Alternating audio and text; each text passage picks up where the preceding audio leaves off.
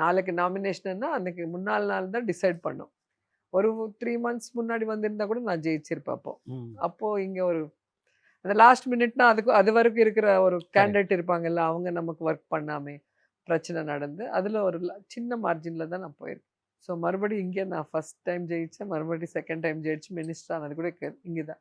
So அதனால தான் எனக்கு இது வந்து ஒரு பொலிட்டிக்கல் ஃபேமிலி. எனக்கு ஒரு கௌரவத்த கொண்டு குடுத்தது. ஸோ அதனால இவங்களுக்கு ஒரு நல்லது செய்யணும் நகரி ஆளுங்களுக்கு. எனக்கு பொலிட்டிக்கலா நான் எங்கே போனாலும், இந்தியா வைடு இல்ல வேர்ல்ட்ல எங்க மீட்டிங் தமிழ், தெலுங்கு மீட்டிங் போனா, எனக்கு ஒரு கிரேஸ் சினிமா, அதுக்கப்புறம் பாலிடிக்ஸ் தான். அது இந்த நகரினால தான் வந்ததுனால, ஸோ நகரில நம்ம இருக்கணும்.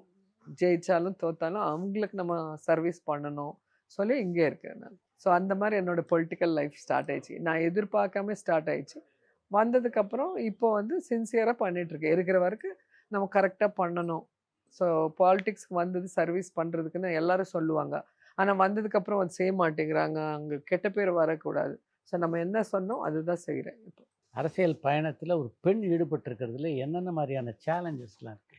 எல்லாத்துல விமென் டெவலப் ஆவறது மேல் டாமினேட்டிவ் மேல் ஈகோ இருக்கிற இந்த சொசைட்டில ரொம்ப கஷ்டம். அது படிச்சே ஜாப் போறது, பாலிடிக்ஸ் போறது, சினிமால எல்லா இடத்துலயும் அது இருக்கு. ஸோ அது வந்து வீட்ல அவங்க சப்போர்ட்டிவா இருக்கணும். இப்போ நான் வந்து நான் மட்டும் தைரியமா இருந்தா போதாதுல்ல. நெறைய இஷ்யூஸ் வரும்போது ஃபேமிலி கூட சப்போர்ட்டிவா கரெக்ட். இருந்து நமக்கு வந்து ஒரு ஸ்ட்ரென்த் குடுத்தா தான் நம்ம மென்டலி ஸ்ட்ரென்த்தா ஃபைட் பண்ண முடியும்.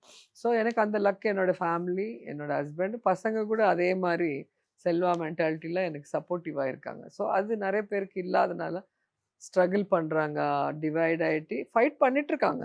எங்கேயும் விடுறதில்ல. ஆனா அந்த பிரேக்கப் ஆகும். அப்புறம் நெறைய பாரத்தோட ஒர்க் பண்ண வேண்டியவங்க நெறைய பேர் பார்த்துருக்கோம்.